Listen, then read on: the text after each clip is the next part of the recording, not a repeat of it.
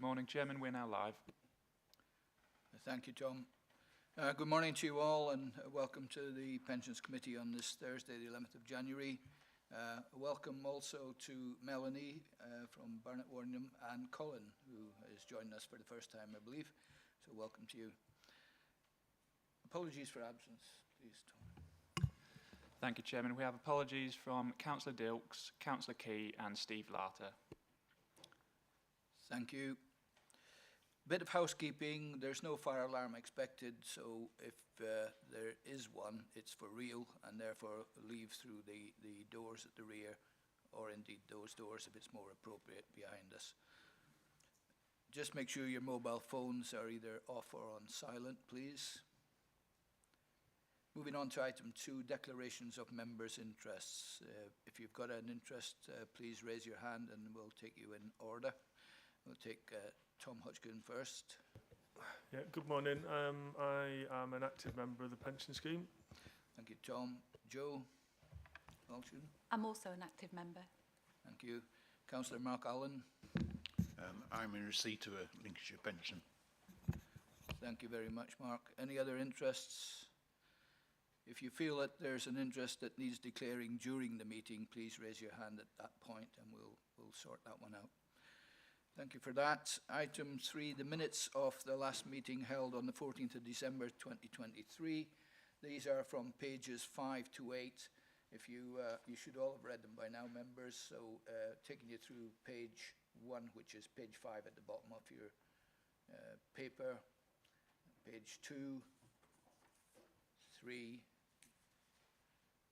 and 4, or page 5, 6, 7, and 8, if you like. If you're happy with those, that they're a true record of our meeting at that point, could I please ask for a proposer that they're a true record? From members, don't all rush. Thank you, Peter. Councillor Coupland, a seconder, please. Councillor Alan Briggs. All those in favour, please show. That's unanimous. Thank you. Any abstentions? Thank you, Stephen. And nobody's against, obviously. Thank you for that. Moving on, I shall sign these minutes later with Tom when appropriate. Moving on to item 4, report by the independent chair of the Lincolnshire Local Pension Board. This is from Roger Buttery, who is our chairman of the board. Over to you, Roger. Thank you, Chairman. Chairman, just for the benefit of any new members of the Pensions Committee, I tend to do a quarterly report on a short resume of the work of the Pensions Board during the last quarter. So you've got a very short paper.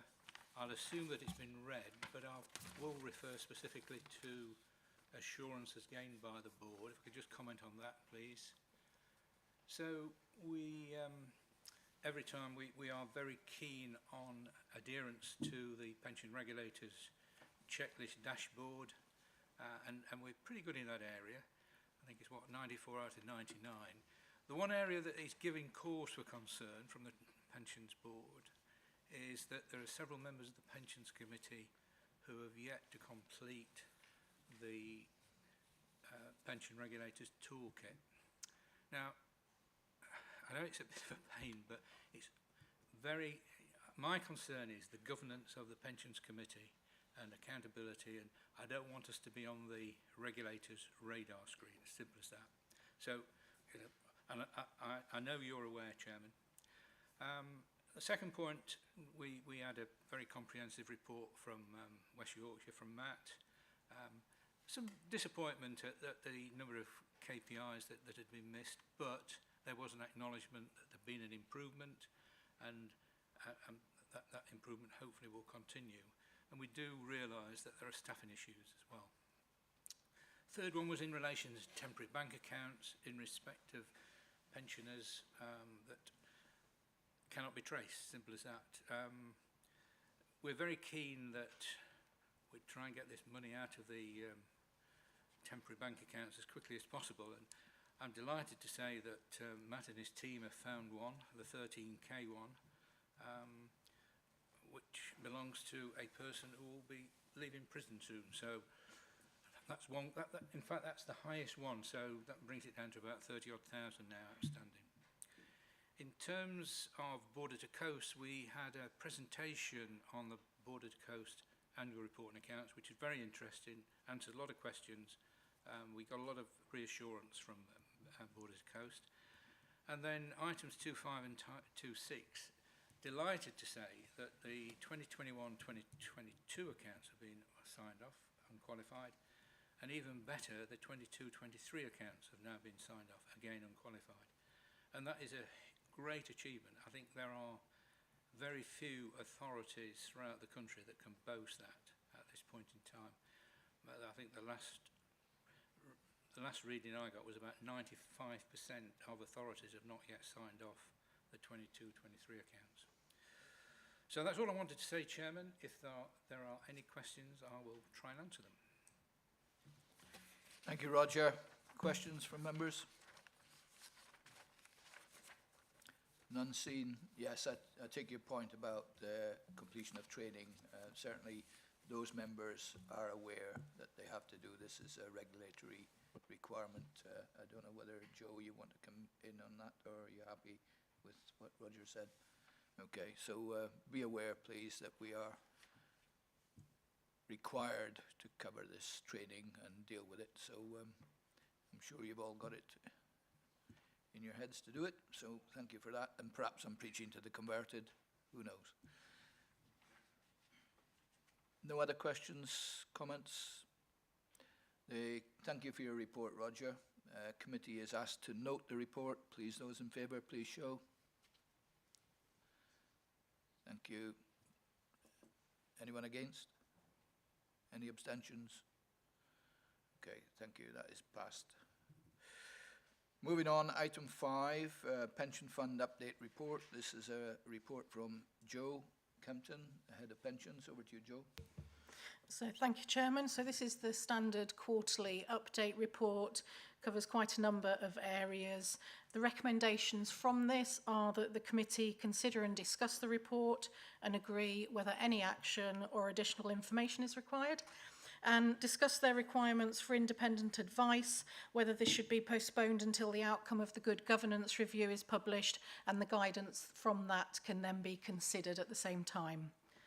So the key points that I would like to highlight, on the funding level, I've attached the actuary's full report. I haven't previously done that, I've just taken information from it, but I've attached the full report and will do going forward if you find that useful. Just to provide additional information for you, that's at Appendix C to the report. And as set out in paragraphs 1.11 and 1.12, there has been another change to the funding model, which has resulted in a further reduction to the funding level at this time, falling to 94% as of 31st of September. This is on the roll forward basis.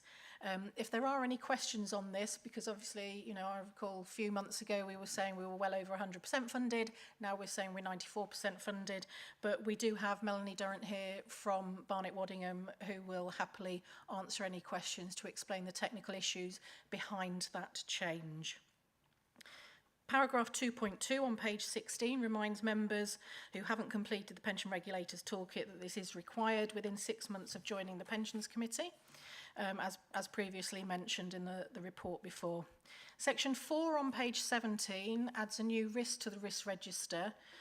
This was raised at the last administration and governance meeting about the potential impacts of the outcome of the government's consultation on asset pooling. But I cover this with more information about that outcome on paper 10 on this agenda, but we have added that with the potential controls in place onto the risk register. Section 6 gives an update on where we are with the budget and the business plan. And this will also be covered in paper 9, that the accounts, as Roger has just mentioned, are now fully signed off for 22-23 with an unqualified opinion. So that action on our business plan is now complete.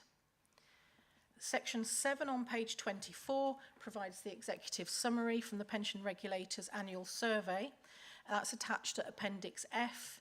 And I've highlighted the key points that came out of that in paragraph 7.2. Section 8 is where the committee is asked to consider what, if any, independent advice they would like and whether they're content with awaiting the final publication of the Good Governance Review before deciding this, or whether they would like us to look into something ahead of that.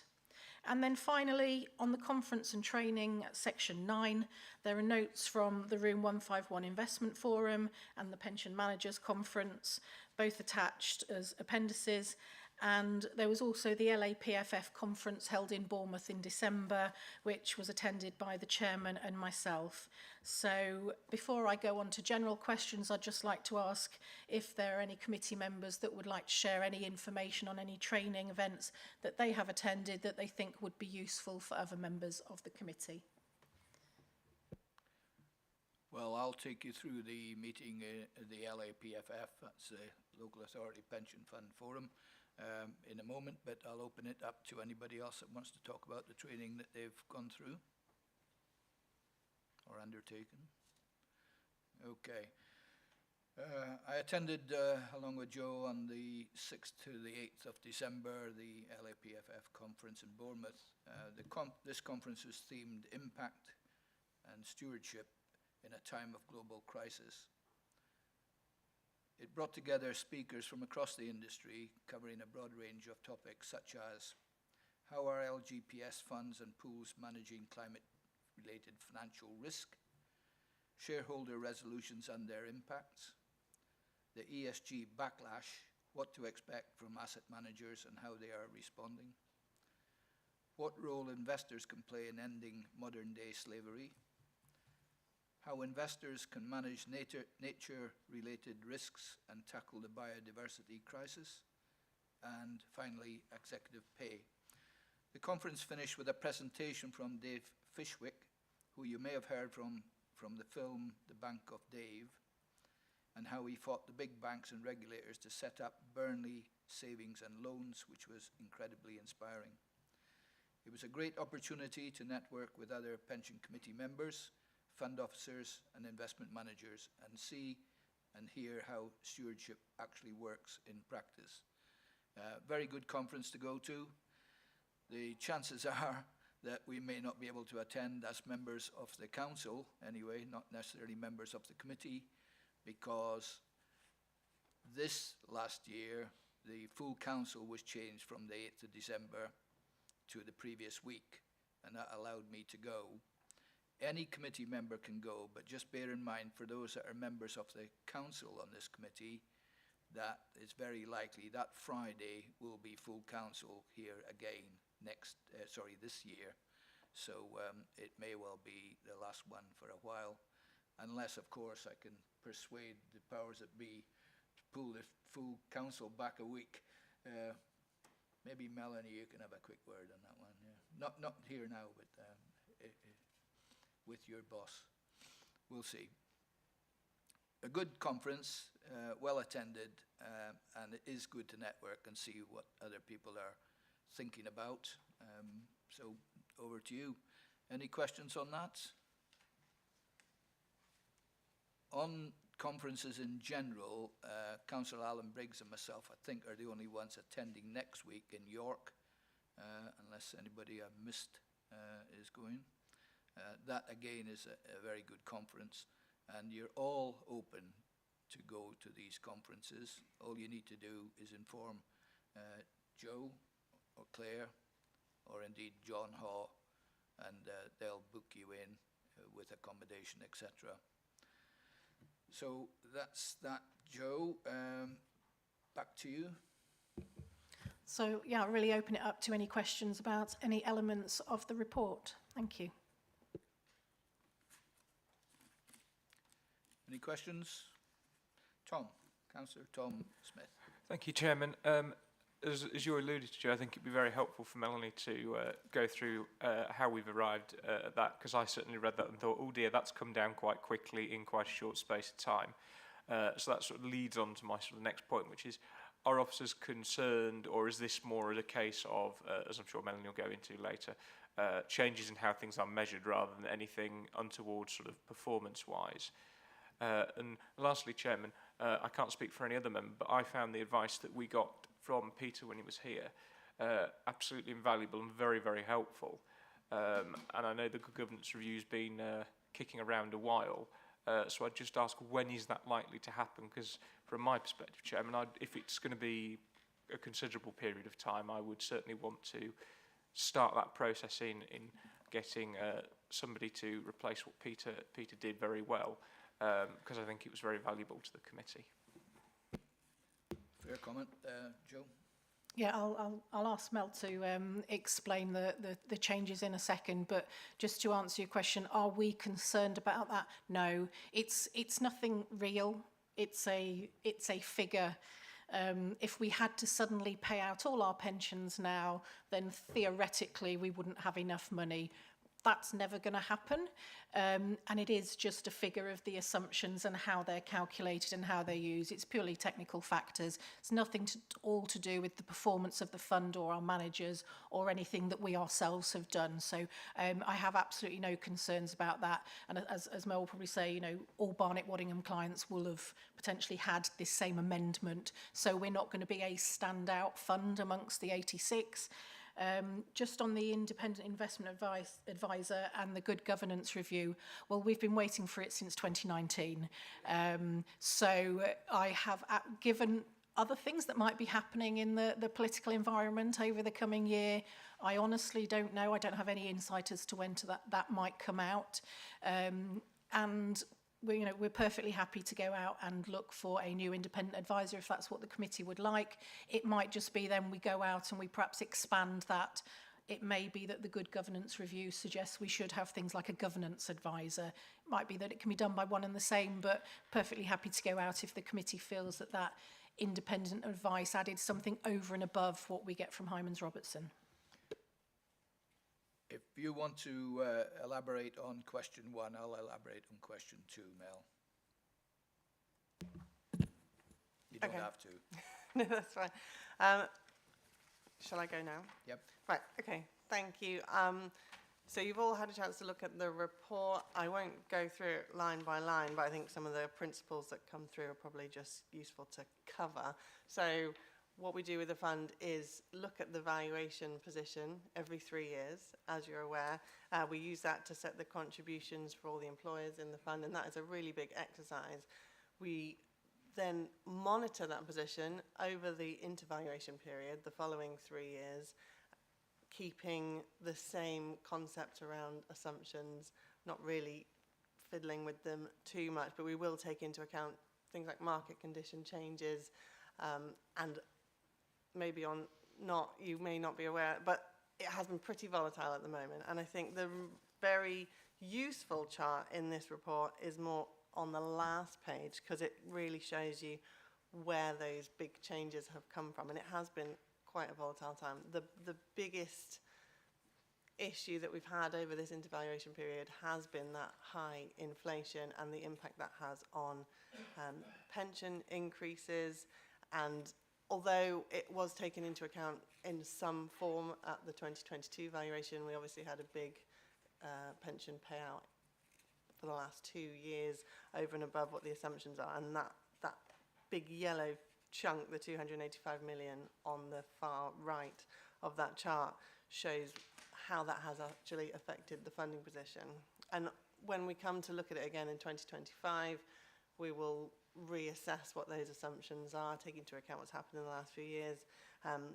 But overall, that's sort of the main thing that's driven that change in this period.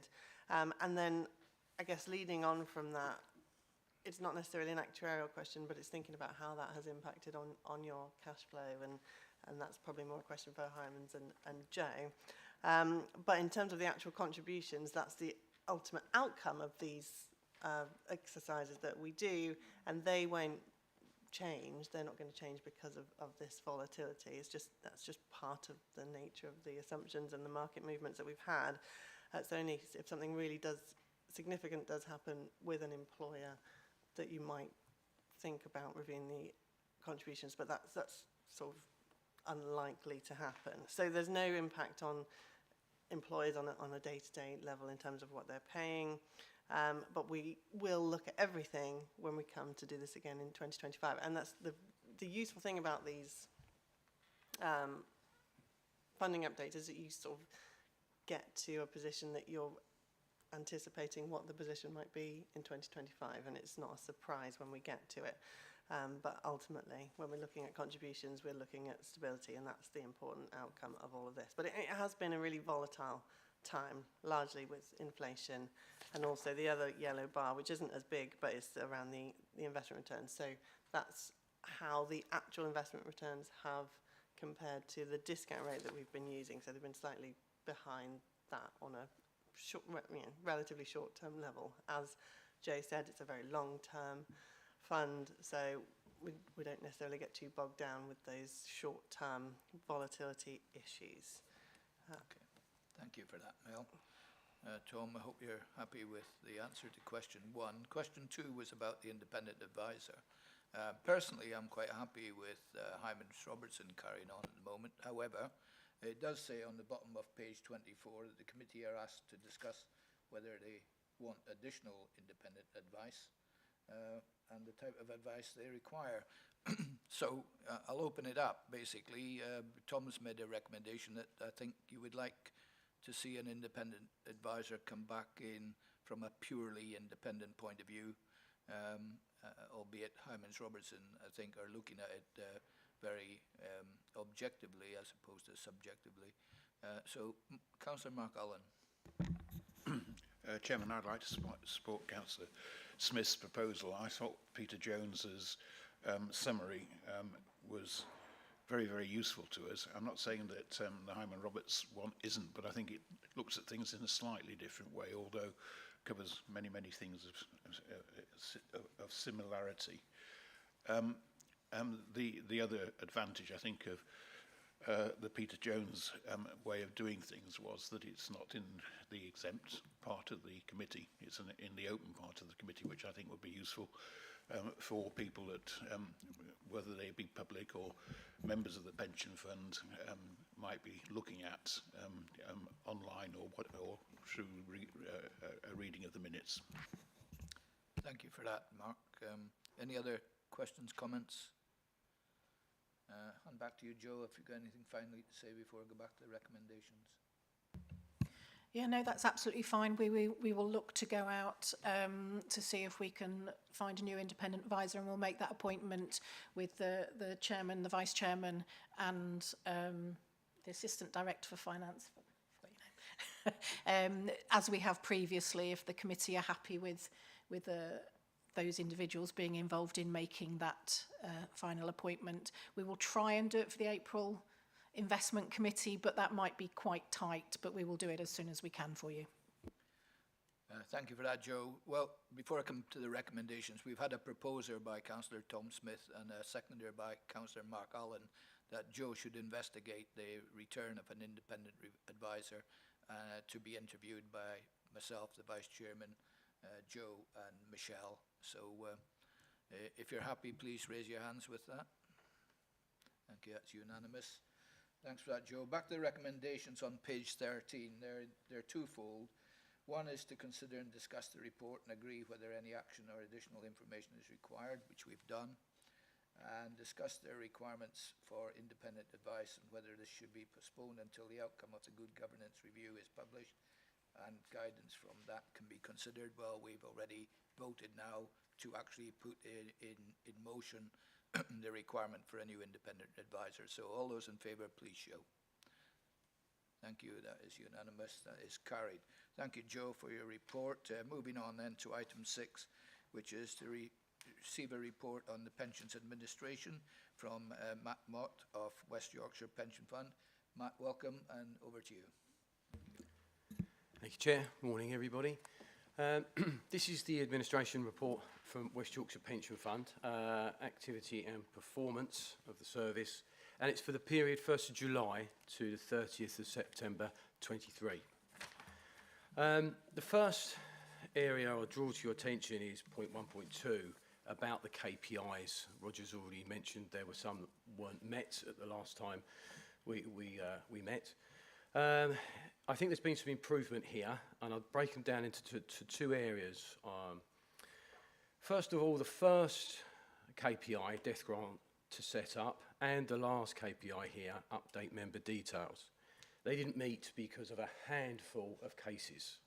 Literally a handful of cases, 2 or 3 on the death grants, and probably, you know, a couple of dozen on update member details. It's very low priority. It's changing member records, updating things. And you can see on that one in particular, 99.53% is what we hit from a target of 100.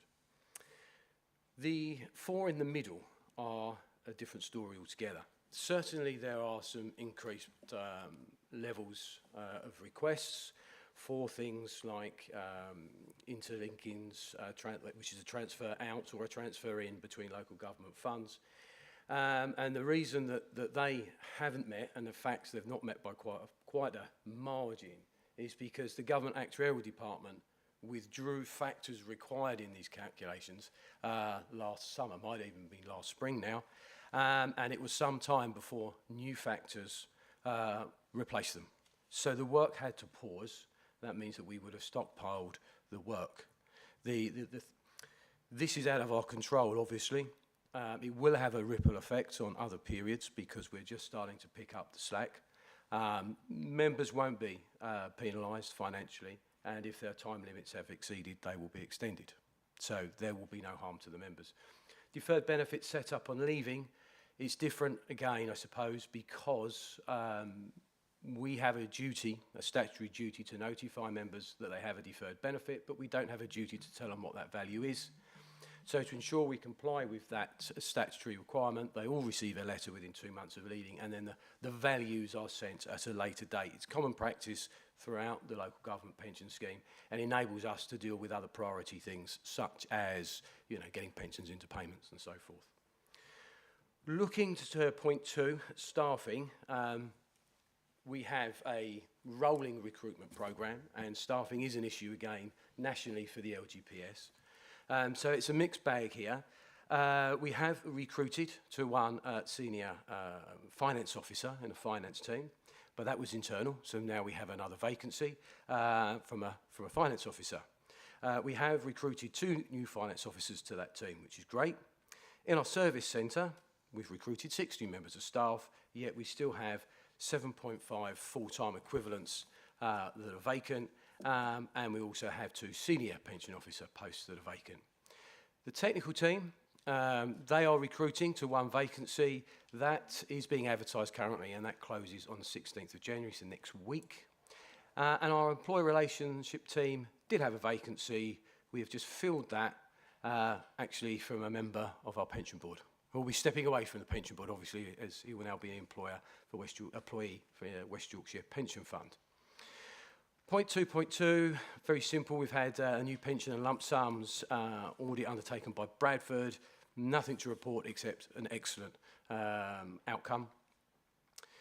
Looking at our budget on point 2.3, we're still on target, where the costs are under £19, so they're £18.52 per head at the moment. And point 2.4, the shared service register, it has been reviewed. There have not been many changes made to this, although there has been a note regarding a refresh of the shared service partnership agreement. That's the London boroughs of Hounslow and Barnet, Lincolnshire County Council and West Yorkshire Pension Fund. There has been a redraft following a meeting of that agreement. It's come via my desk and the Assistant Director's desk, and is now sitting at legal, who have been chased up, but there are delays with legal and the timing is not in our control.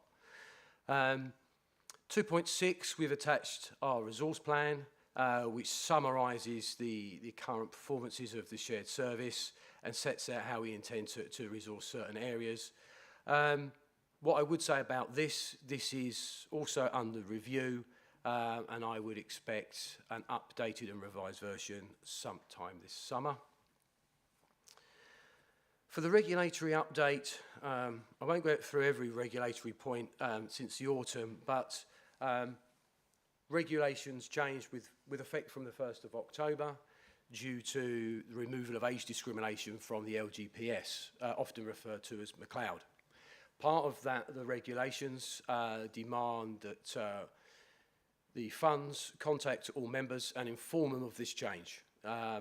We took some advice, and then we took the approach to include this information in a newsletter rather than a targeted letter, a communication to each member. We felt that this was more cost effective, would have less issue on resource, because I think if you receive a personal letter about something, you may be inclined, or a member may be inclined, to contact us whether there isn't any further information that we can give them.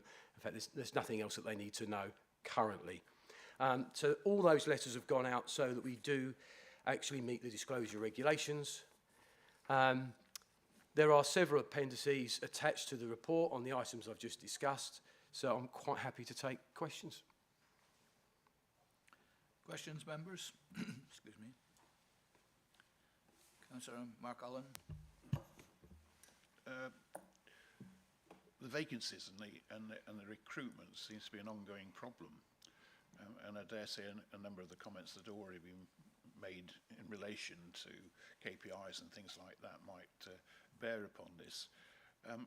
I know that you've got and you have had for quite a long time now an active recruitment plan, but you do seem to be struggling to get people, or if you do get people, other people are leaving at the same time, so it never seems to actually resolve the issue that you've got with bodies, and indeed to a certain extent the performance perhaps then in some aspects of the contract that we have with you.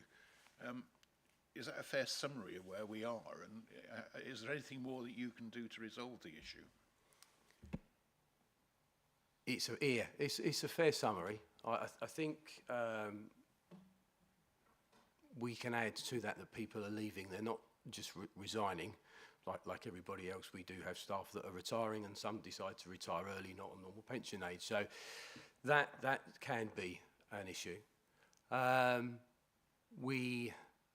as I said, the issue isn't just local to West Yorkshire. It is a national thing. There was a report last year that I think it said that the average fund has up to about, I think it's an average of 5 vacancies. That's full-time equivalents, which would represent on an average size fund about 10% of their staffing. So although we've got more vacancies, it's not 10%. So that's good. We have created extra roles across the last year, even the last 18 months. So even though the numbers might feel like they're not falling, we're actually creating more roles to try and recruit to specific areas of our administration. To try and improve that further, we have now got a graduate scheme, and our first 3 graduates started in the autumn. So once we'll assess that and see if we can roll that out to further graduates or other school leavers. So we are really trying within our own community to boost employment and recruit to these vacancies. But it is an ongoing challenge, and it is a national one. Okay, thank you for that, Matt. Any other questions? Yes, Joe first, and then Tom. Can I ask, are the consequences for West Yorkshire not achieving Can you their turn your microphone on? Oh, I did. Is that? sorry, Can you hear me now? Yeah. Yeah. Are the consequences for West Yorkshire not achieving their KPIs? Matt? Well, I suppose we have to look at our contracts, but these KPIs are monitored and reported, so that I don't believe there's any serious concern, but I'll look to obviously my colleagues here at Lincolnshire. But arguably it's contractual, so we would have to look to the contract if there were serious concerns and serious significant failure in our performance. Before I bring you in, Tom, bring Joe in to elaborate on what Matt's just said. Yeah, if I can just add, it is something that we monitor closely with the other shared service partners. I think it's more understanding, it's not so much as a failure in a KPI, it's understanding why there are the failures. Workloads have increased considerably with McLeod, with Pensions Dashboard. There's a lot of new requirements that are coming online and work that has to be done. As Matt has said, this is a national issue. Scheme Advisory Board are looking at how potentially they can assist in addressing this. It's quite hard to attract people into pensions for some reason. It doesn't sound interesting. So we're looking at how can we make people see that there is a career here. There are different things you can do. So it's a topic for discussion that comes up at every shared service meeting at the collaboration board about what is being done to improve these things. But there are also a lot of external factors, such as when GAD remove factors, and then there is often quite a few months delay in receiving new ones, so things cannot be processed. One of the things that we've been looking at for quite a period of time, though, is reviewing how the KPIs are measured to ensure that they actually identify, we're trying to identify where do the issues sit. Is it because employers are not responsive and therefore stopping things being done? Is it factors outside of West Yorkshire? Is it West Yorkshire's own processes that are not being met within the required timescales? So it just to hopefully reassure the committee that, you know, there is a lot of work and discussion that is done around these. I know Matt said it was contractual. It's not a contract, to be clear, because it is a shared service agreement. So there is nothing in there that says, unlike perhaps some outsourced contracts where if you don't meet a KPI, there will be a fine, there will be some sort of financial penalty. There is nothing like that, because at the end of the day, this is not a profit-making agreement. All the costs are shared equally across the shared service partners. We all share the pain of any missed KPIs or underperformance, but we work together to see how we can ensure that that can be improved going forwards. But hopefully that does just provide some assurance to the committee that, you know, this is monitored, this is looked at, but no, we aren't just going to fine them, because that won't benefit any of us. As I say, it is just, if you were to look at KPIs across other LGPS funds, there would probably be a lot of similarities, and some would be a lot worse, because there is just a real national problem in recruitment and retention. Thank you for that, Joe. Roger, I know you want to come in on this, but I'll take Tom's question first. Are you happy with that? Okay, yeah, Roger. Well, I wouldn't normally speak during the Pension Committee, Chairman, but I mean, just to say, the litmus test for me, or a big litmus test, is, are there a lot of complaints? And given the size of the population that West Yorkshire manage, there are very few. And I always think that that is probably the best judge of, you know, we've got a serious problem. Thanks for that, Roger. Any other questions? I've got one. Okay. Matt, you'll probably be able to answer this very easily, but on the bottom of page 82, under C, workloads, processes completed, I notice there's a 3-month at least gap from September last year to current information on the work type. So I just wonder, the process is completed. Why is there a 3-month delay before you report on that? Which ones in particular was that? Page 82, no, the whole thing. Page 82 runs from September. It runs back through the whole of last year, basically, but it finally ends on September 23, which is to the left of your screen. So it says work type, the process is completed, and the only information we've had is at September last year. So I'm just wondering why not October, November, and even December. Page 82 at the bottom. I don't have the pack. It doesn't, oh, right. No. Okay, It's what on it's this saying, page. basically, we have information running every month right back to October 2022, every month. But it ends in September 2023, which was 3 months ago. I'm wondering why we haven't had any processes completed in October, November, December. There may well have been, but we haven't got that information. That's my point. No, okay, no, sorry, I was focusing on page 82 and trying to find it. If I'm correct here, this is the report up to September 23. Okay. So July to September 23. So you'd have all the historic stuff, but we stopped counting. You stopped counting, okay. Yeah. I knew there would be an easy answer. No, good, Matt. I was worried. Well, I like to concentrate people's minds. Thank you for that. Any other questions or comments? Yes, Tom. Sorry, thank you, Chairman. I just remember in the last presentation that Matt did, he talked about the monthly contributions reconciliation, and I sort of cast some shade on it after my teacher's pensions experience. But since then, part of members of your team did present to me what it was going to be like, and it definitely allayed my concerns. Brilliant. So whenever it does come in, I'm sure all people in my position should be able to complete it, no problem. Well, I've got a quick update, if that's all right, Chair, just literally seconds. It actually went live in December, so now we are rolling that out across employers and the shared service. So your organisation might not see it anytime soon. It could be months away, but it is now live. Okay, thank you for that, Matt. Joe, you want to come back?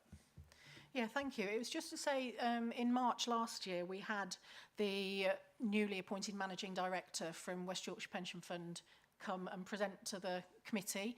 And I just wondered whether the committee would find it useful for us to invite him back to our March meeting to give an update on some of the things that we discussed then, particularly my little soapbox of branding, to see where we are with that, and just so that the committee can see what the shared service is looking at doing going forwards. So it was just a request to the committee as whether or not they would find that useful to invite you and Miller to come to a potentially the next Administration and Governance Pensions Committee meeting. That's a question for you members. Would you happy with that? If so, please show. Thank you. That's unanimous, Joe. You can do that. Any other questions for Matt? No? Well, thank you for your report, Matt. Back to the recommendations on page 59. The committee discussed the activity and performance of the administration service during the last quarter, which I think we have done. So if you're happy with the recommendation, please show. Thank you. Thank you. That is carried unanimously. Okay. Well, I don't understand freezing in this county. I always think it's the tropics of Lincolnshire, from where I come from.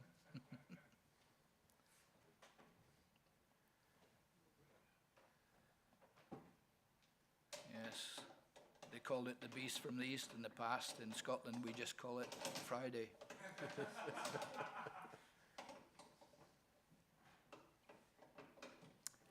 Moving on then to item 7, which is the data quality report on page 95. That's back to you, Matt. Thank you, Chair. Right, so this is the West Yorkshire report on Lincolnshire's data quality. So the first thing, point 1.2, are the scores that are reported to the TPR, the pensions regulator. And there are two, if you like, areas. There are common data, that's what you might expect from anybody's data in a pension scheme, so perhaps name. And then there's scheme-specific data, and that's something that would relate specifically to the LGPS. So the scores, I think, are pretty good. For the common data, 96.18%, and for scheme-specific, 87.68%. There are some data issues. There has to be, because we're not 100%. So the first one is 2.1, and we have missing addresses. Now that sounds quite serious, but in reality, this is scheme members that have moved address, forgotten about their pension scheme, not told us that they've gone, we've lost contact.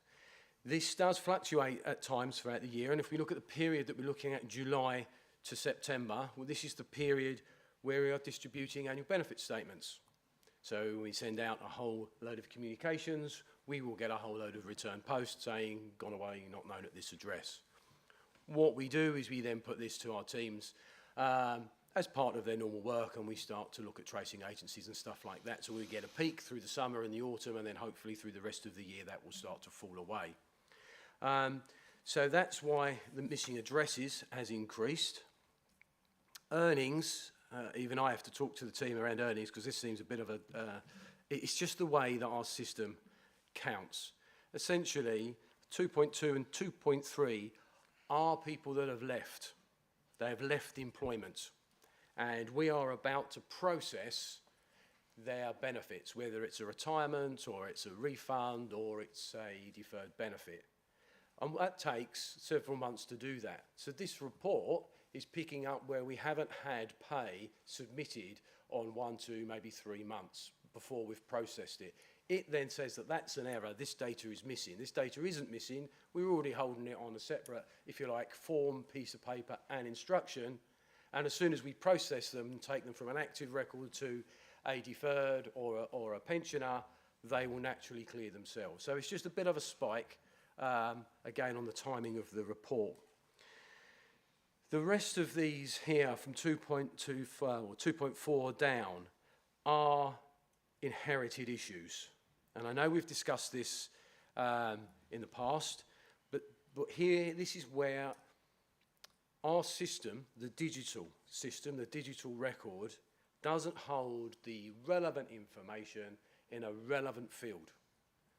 Now, these are almost exclusively pensioners and maybe some deferreds. If they're in payment, the benefit records, or the records are right and the benefits in payment are correct. What this means is the information is held in a paper form at the back of the file, which we can't actually get at when we run our reports. And I'm not even suggesting that the former administrator has done anything wrong here, but at the time they retired a scheme member, they may not have had such systems, may not needed to record the information, and it just sat on the paper file. We did look at finding a software that would pretty much automate it. It would search the records, it would find this information and then populate the correct fields, and then we could report on it. That was cost prohibitive. It wasn't value for money. And the decision was taken that there are other things that we should be spending our money on, perhaps for the McLeod remedies or dashboard, etc. So we will continue to update the records as we work those files. So as someone moves from a deferred to a pensioner member, we'll look at the back of the record, we'll find the various information, we'll populate the correct field. If it's a pensioner already, if we need to look at that record for any reason, a divorce or a death or whatever, again, we'll look at that information and we'll update the record. Point 2.6 is slightly different in so much as we realised that the report was wrong. It's searching for records that haven't had an automated lump sum paid.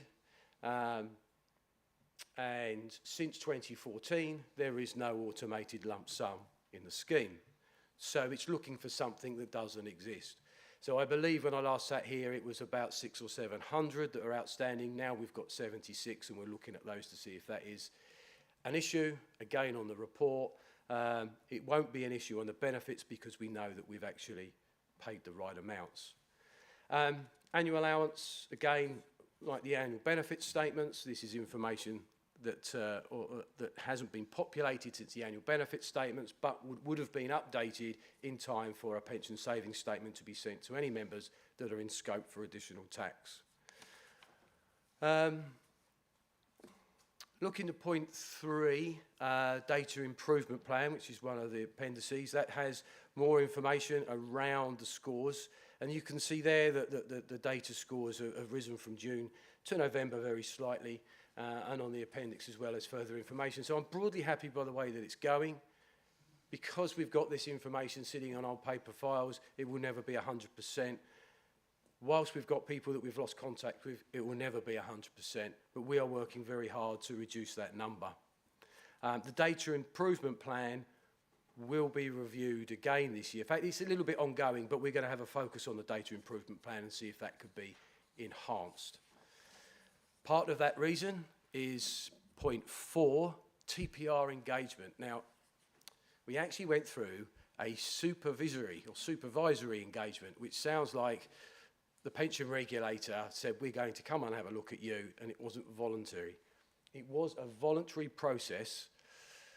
The pension regulator, just before the pandemic, made a decision to understand the LGPS and all its stakeholders better, because they didn't feel that they had a really good grasp on it, bearing in mind how big it is.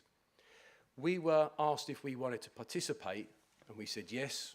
Pandemic hit, we paused the process, or rather TPR did, and they came back to us January, and we went through a series of meetings, moderations, whatever we want to call it. We shared absolutely everything with them that they wanted. whether it was from a governance perspective or whether it was systems and management perspective. We shared our website, we shared our documents, our forms, our processes, and we discussed these at every meeting. And they were absolutely honest with us. In fact, it was quite a good process. We learned some things about ourselves, some quick wins, and at the end of that, they rated us as green, good. It doesn't sound very exciting, but that's the highest that they will rate. And they asked us, they told us that there were some things that we could improve on. Would we do them, and then would we report back to them in the future? So we've got an update meeting with them beginning of February. A couple of the things like data improvement, the data improvement plan, and what was it in the administration report that we said that will come back to you about? Oh, gone out of my head now. Excuse me.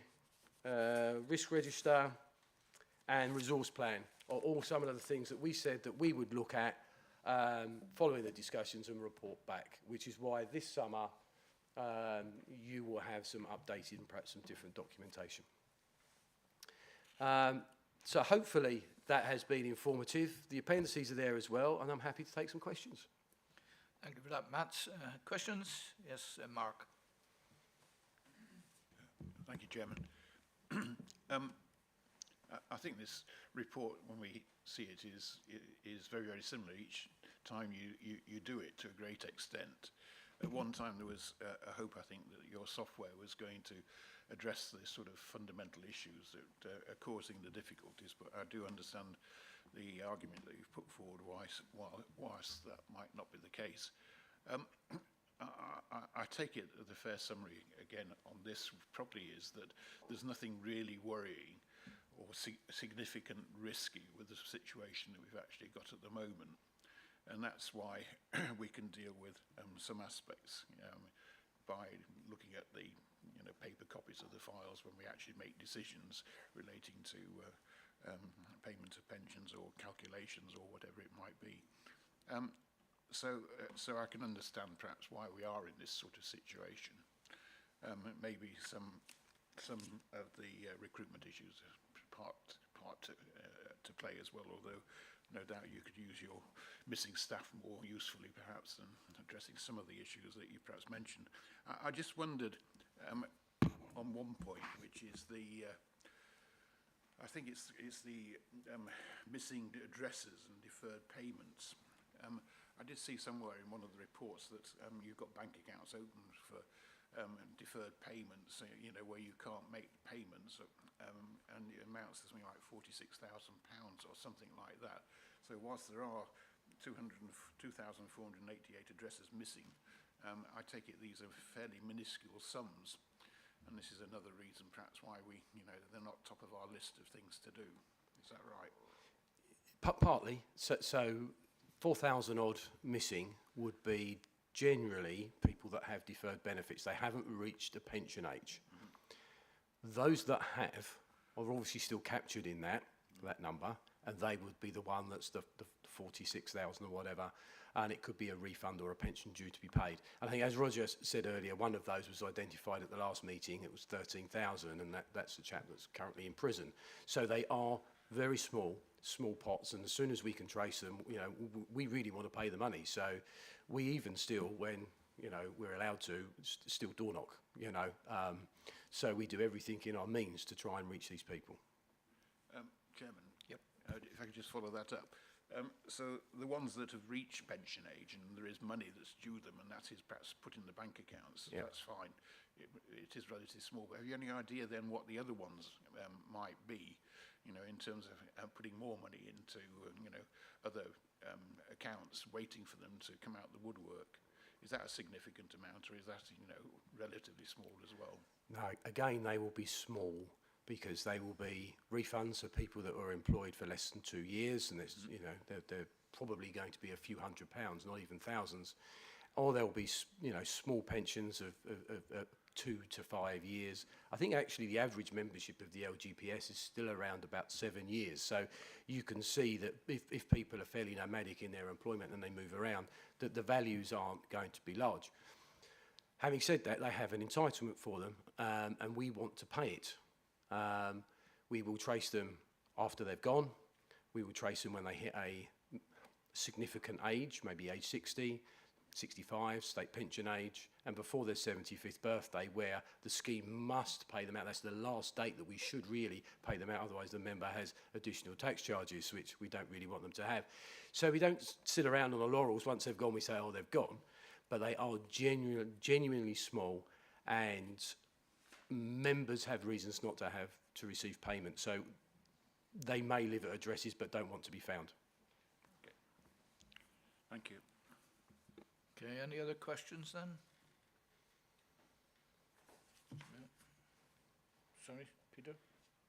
Yeah, it's just for me, I'm sure Joe and Tom sitting over there and reading a lot of these figures, you know, I noticed they were really glued to you when you was talking, so they have obviously got a concern, as we have as well, you know, and we want to see an improvement, obviously, because this is an annual data report we go through, so a lot can happen in a year, I agree, but in a year's time I would like to see these figures really improved, and I'm sure people and members of the scheme will too as well. So I think it's a matter of, you know, how West Yorkshire can reboot to make sure that these figures do improve, and I'm sure you're on to it, and you know, and I'm sure that's always in the mind of our officers as well, to encourage you to keep doing that. So I've heard some good news from you to think that the figures will improve. I think we need to probably take a big check of it in a year's time to see where these figures are going. Okay, I mean, that's a fair comment. What I would say, just to try and reassure everybody, I mentioned the door knocking. So when we have, enough people we think are in one area, we will send a member of staff to see if they do live there. I don't know of any other fund that does that. We obviously employ tracing agencies. We also are part of Tell Us Once, so if people die, it should come through the system so that we can pick them up like that. And then there's a National Fraud Initiative, which certainly runs every September. I don't know if it runs every 6 months. And again, if it's every 6 months, Joe, we would be informed of anybody that's died. So, yeah, I'd love to bring the numbers down. As I said, I think these are spiking at this time because we get, you know, people that have moved within the year, and we send out an annual benefit statement and it gets returned. So naturally that will start to decline as people realise that they haven't told us or want payment of the benefits. And then behind the scenes, we are doing all these additional things, all this additional work to try and find people as quick as possible and pay their benefits. Thank you, Matt. Joe, you want to comment? If I can just add to that, as officers, we don't particularly have a concern because we do understand that a lot of the issues are inherited from when we used Mouchel, and the data then has not been able to be transferred across is on those papers. And looking at the costs of, as Matt said, the costs of, we were hopeful that we could get that accessed, but actually the costs and the time taken to do that for the benefit that it would give, which would just be an improvement in this number, but no actual benefit to our scheme members, because at the time of any event, everything is made sure that it is correct, up to date, and pensions paid. So, but the other thing that might assist, and because it's also about individuals that have been in the fund communicating with us to let us know information changes, and pension dashboard, when that comes out, hopefully people will regain an interest in their pensions, looking for ones they may have had 10, 20 years ago, to update information with the pensions administrator. So this is a 6-monthly paper that we bring. I don't see it jumping hugely over the next 6 months or year, but I do hope that when pensions dashboard comes in, as that's rolled out and people suddenly become interested and aware of their pension entitlements again, they will then work with our administrators to update some of this missing information. Are you happy with that, Peter? Thank you very much. Any other questions? None seen. So if I can bring you back to page 95, the recommendations. I think we've discussed the report and considered whether there's any action to be taken. So all those in favour, please show. Thank you. That's unanimous. Passed. Before I move on to item 8, welcome Councillor Richard Boothroyd, one of the executive members on the council. Welcome, Richard. Good to see you.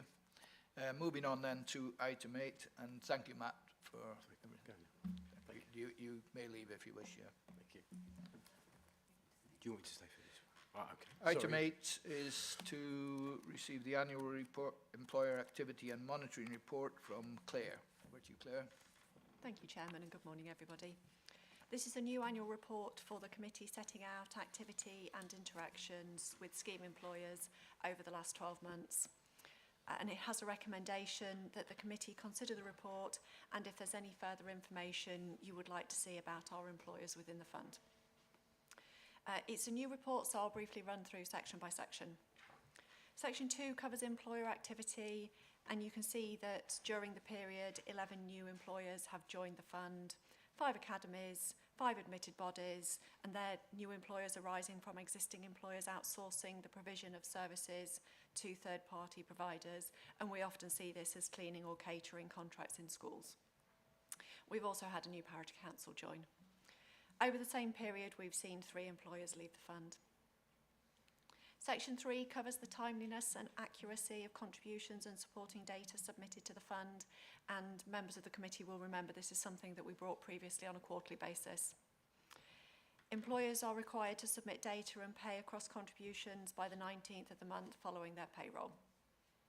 Table 2 on page 112 sets out the performance for the previous 12 months. As you can see, late or inaccurate data is relatively rare, and during the year there haven't been any trends which have caused concerns for officers. The most frequently occurring issue is late submission of data, and you can see that this peaked in April, May and June, and this was following the switch of a number of employers to new payroll providers around the beginning of the new financial year. And you can see that over the summer this settled down as they got up to speed with their requirements. If an employer makes contributions or submits data late 3 out of 6 months on a rolling basis, then they will be fined unless they can offer extenuating circumstances. And table 3 on page 113 sets out the fines that there have been during the period, and there were 9 of those. Turning to section 4, this details the work which is undertaken by the fund and West Yorkshire with employers, and you can see there that there's an awful lot of training which is given and events for employers to learn more about the fund and their responsibilities. Over the last 12 months as well, West Yorkshire have focused work on employers on looking at discretionary policies and outstanding levers, and there's further details on this work set out in paragraphs 4.4 to 4.6. The final section of the report covers a review on the fund's data quality completed by the actuary following on from the 2022 valuation. The high-level report at a fund level is attached at Appendix B. The data from the actuary has been reviewed by fund officers, and we've used that to target work with employers with such things as membership audits and further support and training for those employers which it flagged up as having poorer data quality. And I'm very happy to take any questions on the report. Questions? Mark? The question is more for my information than anything else, particularly as a taxpayer. The employers contribute, adding employers to the pension fund, and you'll no doubt remind me that it's part of primary legislation that they're entitled to join, has some benefits, obviously, because we get a bigger pool and more assets to play around with, and a greater area to spread our risks to a certain extent. But I was just wondering about the employer contributions part of it, because if a parish council joins, for instance, they will just offset the employer's contribution to the taxpayers through the precept that they raise, I guess, as we do as the county council. So the liabilities really rest with the taxpayer and not with the council with respect to that. I just wondered how academies, because we've got a number of academies joining, how they do that, because they don't actually tax the residents for the costs of providing education. So is that part of the budget settlement that they get, either from us or from central government, the actual costs of the employee contributions? Claire? Yes, so I suppose it's worth saying when schools convert to academy status, it will be picking up employees which are currently with the county council and moving those to the academy. So we don't actually get any additional members, but we they're just moved into a separate employer rather than being part of LCC. My understanding, and Tom might be able to jump in and assist with this, that funding for all schools and academies comes from the DFE, and therefore the contribution rates will form part of school budgets and be funded from those school budgets. Could I, just before Tom answers that, because I'd like to put this into the answer if at all possible, Tom. And we assess the liabilities when they join, because there may well be a different level, a different rate level that we have to charge, because you know, they've got a lot of young teachers or whatever it is, or young expensive teachers, even worse situation. The employer contribution that we request for them to, as part of the joining, could be quite significant at the time they join. How does that value be determined and be incorporated into the school's budget, or is it just a question that they have to cover that cost because it's a fairly standardised level of support that's provided by central government? I mean, the first thing I'd say is it's probably best not me talking about school funding, or else I could go off on quite an awful tangent. No, I mean, as a local authority school, they'll have a very similar budget to an academy, so the costs will just carry on as they are, so it won't be any difference.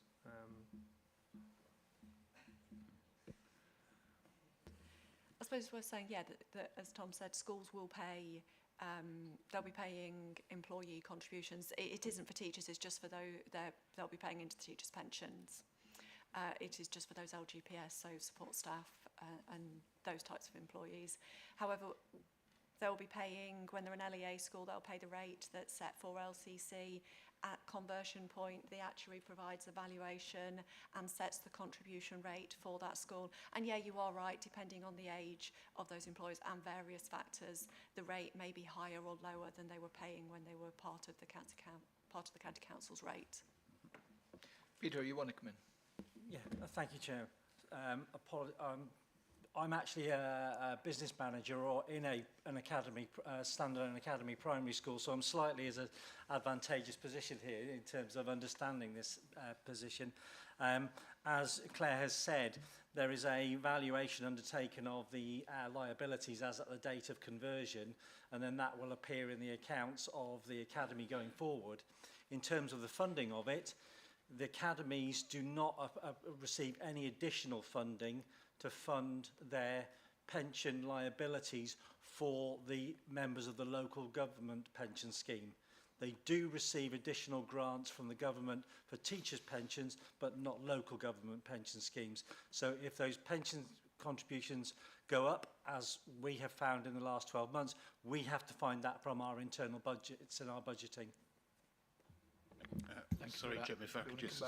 So you're at a slightly disadvantaged in relation to schools regarding your local government, your non-teacher employees, because you can't just simply offset it into the tax increases for the year. Correct.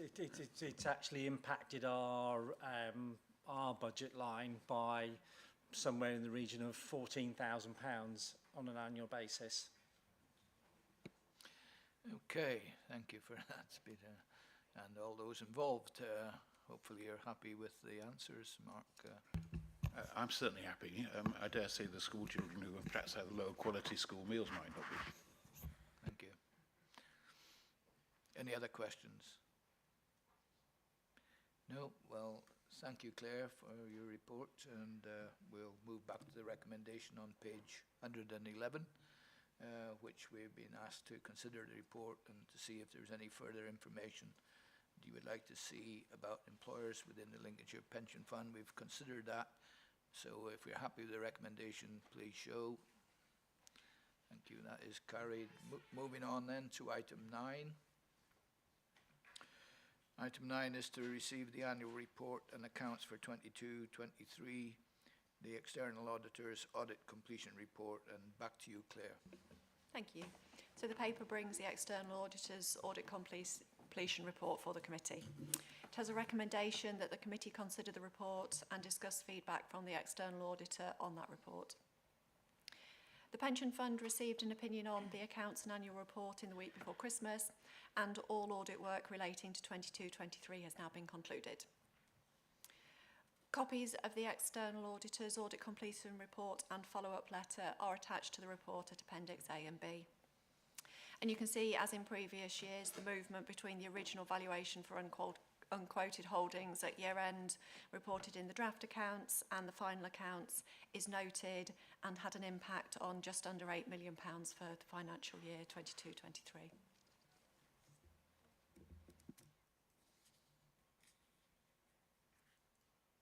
Oh, sorry, thank you. Any questions? Mark? Very good news, Chairman. Sorry, I didn't catch that. I'm very sorry, Chairman. I said very good news. Thank you, Mark. Sometimes I can't quite hear what you say, so maybe the microphone's too far away. But thank you. That's good news to know that it's good news. Thank you. Right. Any other questions? None seen. Then if I can bring you back then to the recommendations on page 131, that we consider the report and discuss the feedback from the external auditor in the audit completion report, which we've done. So all those in favour, please show. Thank you. That's carried. Thank you very much. Moving on then to item 9, and thank you, Claire. Item 9 is the DLUC. Item 10, just testing. I was trying to remember what it said. Department of Levelling Up and Housing Communities. Yeah, I was getting there, Tom. Thank you. That's to receive the pooling consultation and transition plan report. And over to you, Joe. Yeah, thank you, Chairman. So this paper updates the committee on the response from government following the consultation undertaken over the summer on next steps on investment. Recommendations for this paper are that the committee consider the report and discuss DLUC's consultation response and the fund's transition plan. So having considered the 152 responses received, of which we did send ours in by the deadline, the government decided to implement the proposals that were set out in the consultation with really no material changes, which were to accelerate and expand pooling and to increase investment in levelling up and in private equity. They have indicated their intention to develop the associated guidance by the summer for this. And they have previously stated that if an individual fund doesn't meet their policy intent, then their position as an administering authority can be removed through powers that already exist. The key areas from the consultation are set out from paragraph 4, with narrative on the sector's response and also what the fund's position is on all of those areas. There will be a requirement to have a transition plan setting out how each asset area will be pooled for each fund, and our plan is set out at paragraph 30 on page 173. This is just a very high-level plan at the moment. We will put more detail in when we get the underlying guidance as to exactly what needs to be included in there. I think generally, though, the fund is in a good position with pooling, having already pooled nearly 60% of our assets, with plans in place for the remainder. The new requirements around the reporting, though, will cause quite a bit of additional work. I think the most contentious issue is the government's expectation for fewer and larger pools over time, whether that be through pool mergers or through funds moving between pools. Responses from the sector did set out the potential issues of this in terms of governance, costs, and just the distraction from the normal business as usual. However, they are still keen for this to happen over the medium term. To try and manage that, we've already started discussions with Border to Coast about how we can look at that to ensure that any changes will be beneficial to the partner funds and Border to Coast going forwards. So I didn't plan on saying any more, but I will happily take any questions. Thank you. Questions? Tom? Thank you, Chairman. With your indulgence, I've got two. Firstly, what are the risks that we are forced to be absorbed into a larger pool that isn't, say, Border to Coast?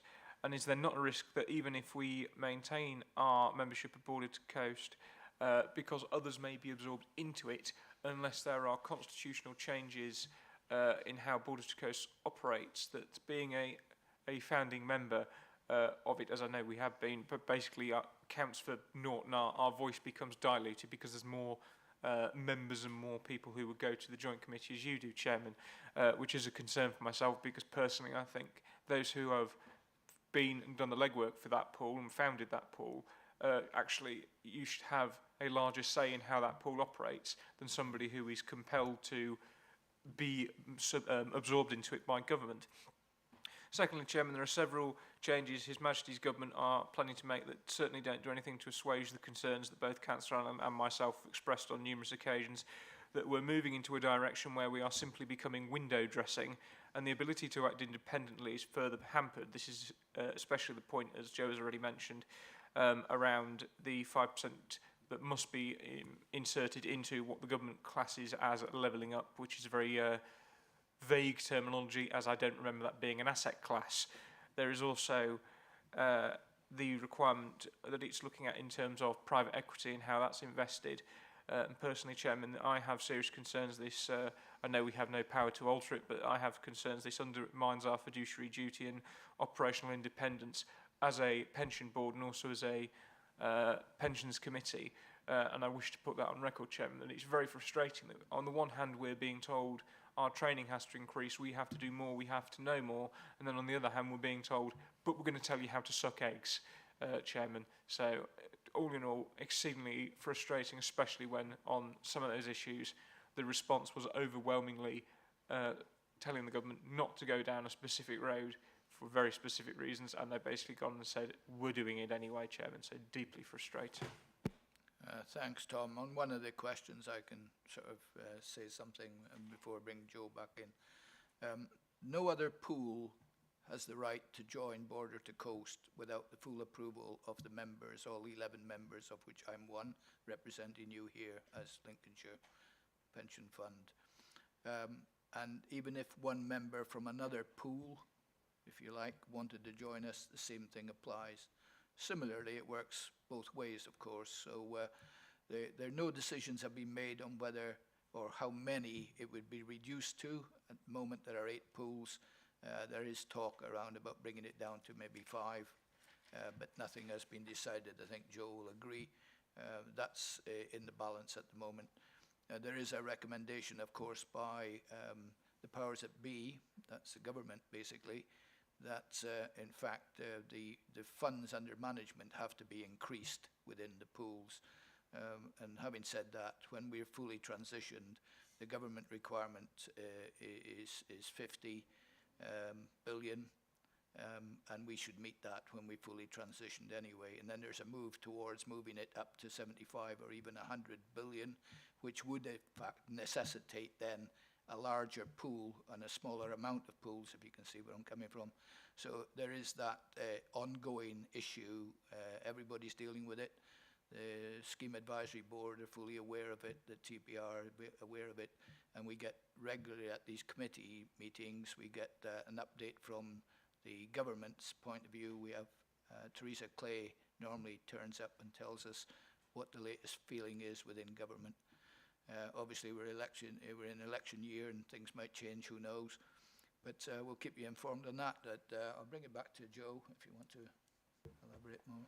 Yeah, I don't think there's anything that you've said that has not been raised in numerous meetings that we've had as officers with Border to Coast, at the Joint Committee and across various other platforms. I do think in stepping back though, as Border to Coast, I think we are the pool that is in the best position. We have highly committed partner funds who have bought into the concept of pooling and are making it work. We probably would, without any other partner funds coming to join us, meet their requirement of asset size by 2040 just due to normal asset growth. So I think there are many other funds and pools where this is a much higher risk for them than it is for us at Lincolnshire. What we're looking at doing, working with the senior officer group that Michelle sits on behalf of the fund, the joint committee and the officer operation group with Border to Coast is, should somebody come to us and say they want to join us? Should another pool come to us and say we think we should merge? What will we do? What will our requirements be to make sure that whatever comes in doesn't dilute what we have now? And it may be that getting one or two other like-minded funds may actually assist us. It will reduce the overall governance cost because they are pretty static. It could bring in some fresh ideas from other partner funds. So I think if we were potentially to be able to cherry pick, that might not be a bad thing. What we don't want is to end up with some of the funds that would be detrimental. Those funds that currently don't pool, those funds that don't want to participate, compromise and contribute to the ongoing future of Border to Coast. One of the other things to point out, Councillor Stringle has said, anyone coming in, it has to be approved by all the underlying shareholders. So it can't be done to us. We would have to agree, and therefore those benefits would be understood and would have been communicated back to all the underlying partner funds, because we need that 11 shareholder vote saying yes, that is 100% approval on that. So I think that mitigates a lot of those risks as well. There are two different ways that funds could come in. They could be as another shareholder, in which case they would bear exactly the same risks and liabilities that all of us have and are therefore more aligned. Or they could come in as a client, where they are just an investor into Border to Coast. Now, we've had lots of discussions about that, and the consensus at the moment is that as partner funds, we are not particularly happy about the thought of people coming as clients, because immediately your interests are different, and clients can come and go, move their money in and out, and which potentially can cause issues for the underlying partner funds that are there. But say all of this is being discussed. There are plans that are going to be built and will be shared as to how we do that. So hopefully that provides some assurance that this isn't going to be done to us. Something else on the second question then, about the levelling up requirement. Exactly as you say, and we have gone back. This is not an asset class, levelling up. We will no longer have to have it as a separate line as an asset class. They've understood that now, but we will have to report on our plan with an aim to be up to 5% in levelling up assets. Now, I did some work when not that long ago, and probably 2% of what we already have would can be allocated to the levelling up missions. There are 12 different missions. 2% that we already have within the fund, we can allocate across there. So we've made that start, just because actually they were good investments that happened too. So there are different ways we can address this. There are plenty of things that are good investments that we want to invest in that will happen to meet that levelling up mission. One of the other things that's mentioned in the transition plan is Border to Coast are creating a UK Opportunities Fund, which will still very much be investment outcome led, but will specifically look at those areas that do require investment, that will produce the desired return that as a pool we will be able to invest in. The next iteration, there's one that will be coming out in 2024 this year.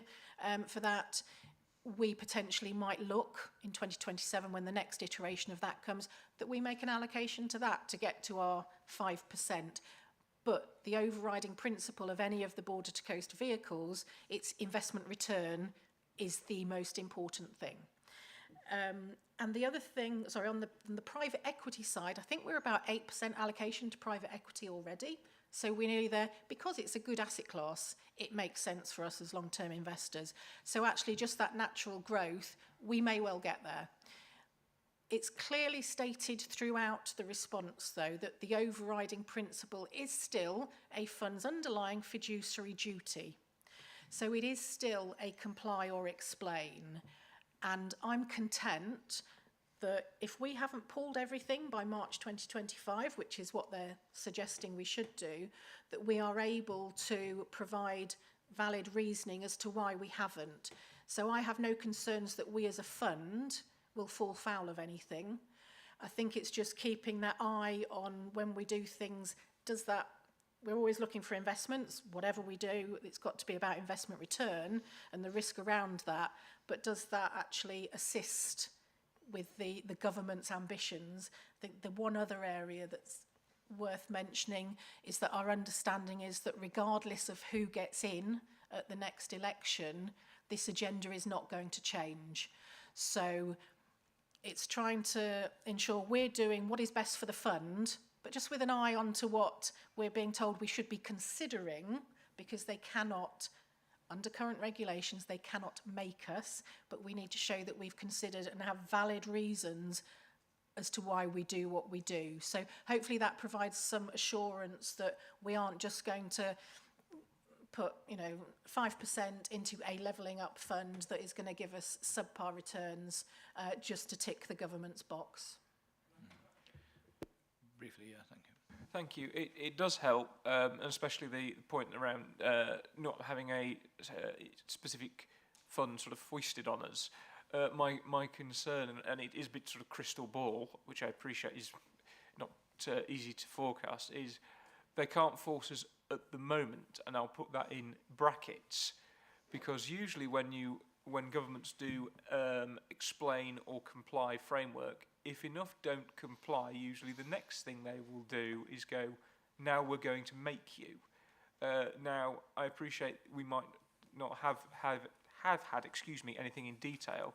It's just if you, Chairman or Joe, have heard any murmurings that that is on the back burner potentially if the government don't see the movements they want, because that's my worry, is we're in this phase at the moment where it's you have to explain or do, but if enough keep explaining away, then we may get to a point where no, we're going to put our foot down now, we will make you do it. And that's my one concern, is because that's usually what happens, and that's something I would wish to avoid, because then we really are, as I said, we really are turning into window dressing and being really forced down an alleyway, which we obviously, if we haven't done it, don't believe it's in the best interest of our members, who ultimately we are responsible for, to make sure their pensions are paid.